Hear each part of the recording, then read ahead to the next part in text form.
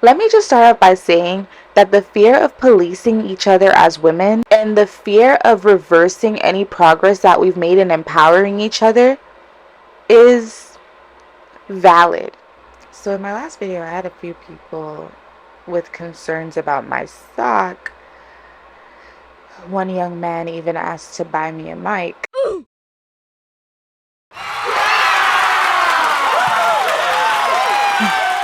What makes someone a baddie? Well, it depends who you ask. In the realm of media though, a baddie has a certain look, specific criteria that has to be met to be awarded the label. Back in 2012, we would probably say everything has to be on fleek. Hair on fleek, eyebrows on fleek, lashes on fleek, outfit on fleek. Now today, a lot of people would probably say that everything has to be giving. Hair giving, lashes giving, body most definitely give. Okay, that's enough. This isn't anything new. Though the definition may have evolved a bit, which we are going to get into later. People wanting to look a certain way for social admiration or to be viewed as beautiful is nothing new.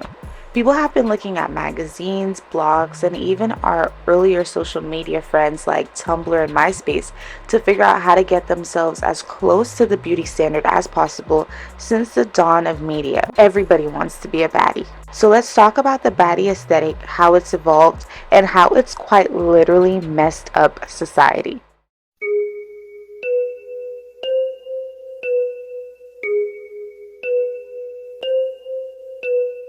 When the baddie aesthetic exploded on Instagram a few years ago, most people weren't partaking in it. It was reserved for a select few, and there just wasn't as much pressure, in my opinion, for people to participate in it. We saw the whole baddie influencer pipeline get recreated over and over by people who seemed to be inspired by the Kardashians, getting procedures that appeared to make them clones of them. Since then, there's been a rise in nose jobs, BBLs, liposuction, and Botox among more everyday people than ever before. Just in this country, we saw people catching flights to Mexico and other countries to get discounted work done, risking their lives, flying back to the US in distress, causing many people to coin the era the BBL epidemic. People would come back, go through recovery, then tell everyone how satisfied or dissatisfied they were with their work.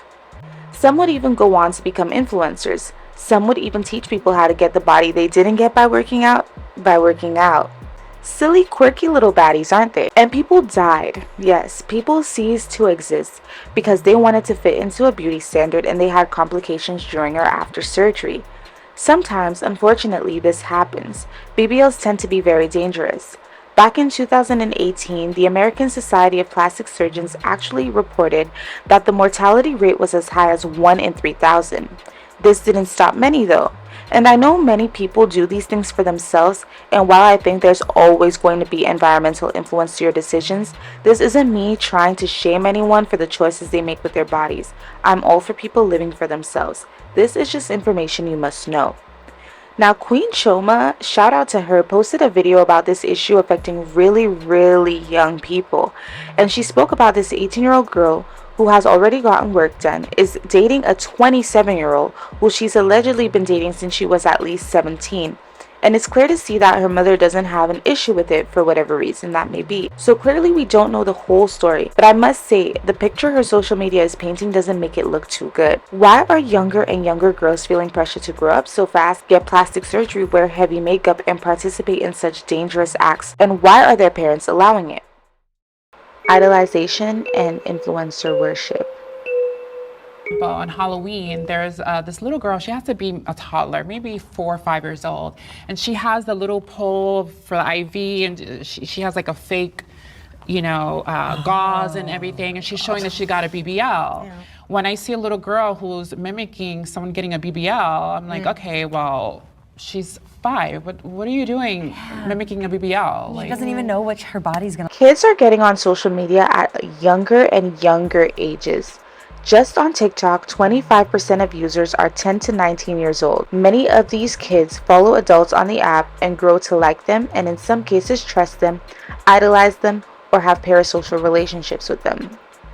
Parasocial relationships are one-sided relationships where one person extends emotional energy, interest, and time, and the other party, the persona, is completely unaware of the other's existence. Parasocial relationships are most common with celebrities, organizations, such as sports teams or television stars. So when you understand this definition, you could probably just imagine how harmful a child's perceived relationship with a celebrity can become. But even without going to the extremes of forming parasocial relationships with these influencers and celebrities, just trusting an online figure has its repercussions. Children are most vulnerable and susceptible to being harmed when they're in this trusting state, with people who quite frankly do not care about them. Look at how Mr. Beast is about to rack in millions for his carbon copy of Lunchables. Because the kids trust him, and some have even gone as far to form parasocial relationships with him, he's able to use their attention as currency. Kids, especially young girls who spend time on social media, are exposed to this aesthetic that they inevitably want to be a part of because someone they idolize is participating in it. It's like the way I acted with the people I grew up watching on channels like the Disney Channel. I wanted to be Hannah Montana so bad. I wanted to dress like her, buy her shampoos and body wash, read her books on episodes that I had already seen, because I was idolizing Hannah Montana. Same with people like Zendaya on Shake It Up and many others that I saw on TV. What I was consuming became aspirational to me during those younger years. Now imagine if I was on TikTok seeing people like Alabama Barker, Jodie Woods, Stassi, Kylie Jenner, Ice Spice. I probably would have wanted to look different, or I would have wanted different things in life. My idea or my definition of cool just wouldn't be the same. Even my definition of beauty would have been completely different. So I don't blame kids at all because they're affected by what they're exposed to. If their faves are doing it, just like when we were younger, they're gonna want to do it too. Privilege and social media success. Come, Mia.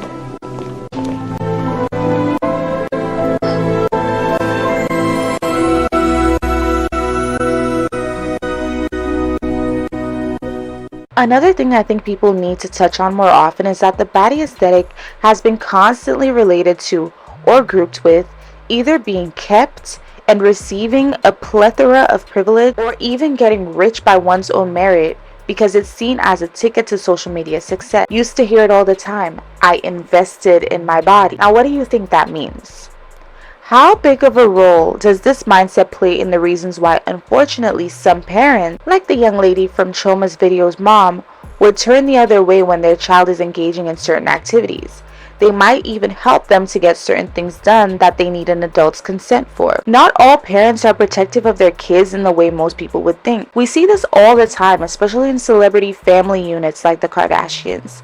Kris allegedly helped release Kim's tape with Ray J. She allegedly allowed Kylie to date a grown man while she was underage. Bad Baby even came out to say that her mom was very abusive towards her and was cashing in on the money she was making being a degenerate. Now, should anyone be shocked that she started an OnlyFans as soon as she turned 18? Many people have come to realize that attention on social media is a currency, and having a certain look can get you that attention. It's no wonder parents allow their kids to post inappropriate content to their social media even though they end up getting the attention of grown, creepy men. Protection becomes second to compensation, and it's honestly really sad because this almost never ends well. Look at the stars we grew up watching and where a lot of them ended up. A lot of it has to do with being forced into adulthood and not getting the protection they needed from the people who should care about them the most. We may not have been able to see how these kids were behaving the same way we do now, but they were not allowed to just be kids, and this messed them up. Empowerment and fear of policing. A feminist is someone who believes in the power of a woman the same way they believe in the power of anyone else. And I definitely would consider myself a feminist, but I would consider myself an intersectional feminist, meaning you can't pick and choose which kind of women or types of women or from which backgrounds you choose to support. If you're going to choose to support women, you have to. That includes all women. So I think it's important to keep that in mind when you choose to call yourself a feminist. Let me just start off by saying that the fear of policing each other as women and the fear of reversing any progress that we've made in empowering each other is valid. It's valid for women not to want to tell each other what to do with their voices, their bodies, their lives. And it's so valid that so many of us have grown to support each other and accept each other. And it's also amazing to see how many women stand up for each other when it comes to things like slut shaming, victim blaming, and just overall injustices that we inevitably still face. I do think though that sometimes that fear makes it difficult for us to know when our voice or guidance is needed or where to even draw the line. Like, we don't want our daughters, nieces, and younger impressionable minds in our lives to feel a lack of autonomy when it comes to self-expression, and this is so valid because there are many negative side effects that come from growing up with a lack of autonomy and agency. That's definitely not where we want to go, but I do think we also need to protect the innocence of young children and teenagers by not consenting to things like invasive surgery and facial fillers. There's also an increasing importance for parental guidance when it comes to social media use. It needs to be explained to kids in a way that they can digest, that what they see isn't the full picture. They need to understand, and sometimes that means being told about the cases in which certain activities ended in destruction. They also need to understand that every time they go on social media, their insecurities will feel inflated, but that's just how people make their money. If you're complete, people can't sell anything to you, and it's all part of the game. I'll repeat that. If you're complete, people can't sell anything to you, and that's all part of the game. This isn't to scare them. It's to give them the knowledge that they need in order to make their own informed decisions once they are adults. There's also a need for self-esteem development at way younger ages and using methods that aren't always beauty-centered. Complimenting young girls on their thinking capabilities, their problem-solving skills, the way they help their siblings, their strength and perseverance, their love for art, their talents and goals, instead of constantly bringing attention to their physical appearance. And my reasoning for this is to dismantle the idea that empowerment is widely and mostly focused on one's freedom to represent their physical selves however they choose to, even though that is a part of it. It just isn't all encompassing in what it means to be a woman in society. Indeed, I love to see an adult woman expressing herself freely, embracing her sexuality, allowing herself to be shamelessly sexy. I have nothing against that. In fact, I love it. But we have to be careful with correlating empowerment so heavily to hypersexualization because it impacts the perception of the youth and can be extremely harmful to them. I've seen Alabama Barker make a very good point stating that people need to stop sexualizing her. She's right, but her parents should also protect her. I understand she's 18 or 19 now, but she was 16 and 17 at one point, allowed to post whatever she wanted, allegedly, on social media with the abundance of creeps out there. And like I said, it's not just that makes it harmful. It can also be very tricky to come back from that mindset of validating through your look. And we can even see that she's already gotten lip filler and who knows what else done, and she's still so young. A new definition. Now that the baddie aesthetic has extended to fit more and more people, it might be viewed as way less harmful. Let me explain. There was a very specific look to what a baddie is, but since that definition has extended to fit more and more people, like there's corporate baddie, Instagram baddie, gothic baddie, skinny baddie, plus size baddie, etc. I'm probably using the wrong names for all of these baddies, by the way. The point is, it's no longer absolutely required to get a BBL, and people aren't all doing their makeup the same or all wearing the same outfits like in the past, like back in 2016. So why is it still dangerous if anyone can do it? Well, like I mentioned in my Y2K video, which I'll link somewhere here, maybe in the description, almost everything comes back to presenting like a rich person, over-consuming, being in the in crowd. What do all these variations of the baddie aesthetic have in common? They almost always gain more appreciation when the individual appears to have a lot of money. Look at all the baddies we saw on Love Island USA. But Leah is the one who has y'all in a chokehold because of all the designer that y'all peeped in her style. And then she really sealed the deal when she showed her home in Calabasas, which made it clear she came from wealth. Because to be so honest, no matter how gorgeous you are, the baddie who will reign above all is the one with money, because something about money just makes people foam at the mouth.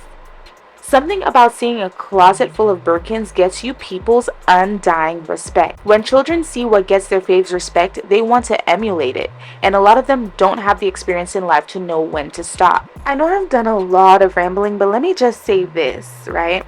There are so many teenagers who have money getting all sorts of work done, right? They're spending time in adult spaces and engaging in dangerous activities.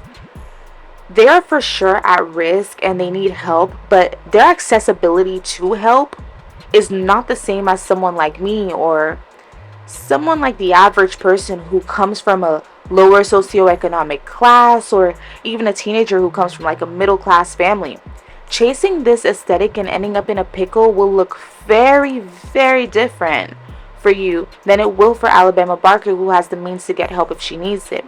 Not saying that this excuses wealthy people from responsibility or it takes away the consequences, because it doesn't. I'm just saying be cautious about who you're emulating and always ask yourself if they're doing it for the right reasons and how it can affect you in the long term. Anyway guys, I think I'm gonna stop here with this video.